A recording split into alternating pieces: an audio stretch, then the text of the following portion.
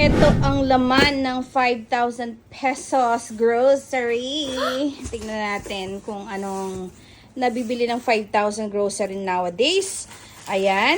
So, meron tayong mga frozen dito. Actually, ito talaga yung sa Jacko. May bacon tayo, may tocino. Tapos, ayan, kasamang tocino rin to.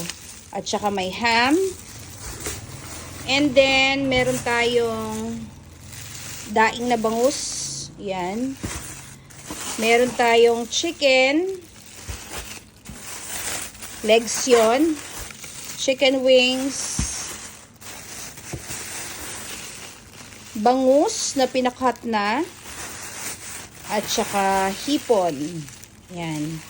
So, yung mga chicken naman, more than 1 kilo mga yan. So, hahati-hatiin ko para maraming menu ang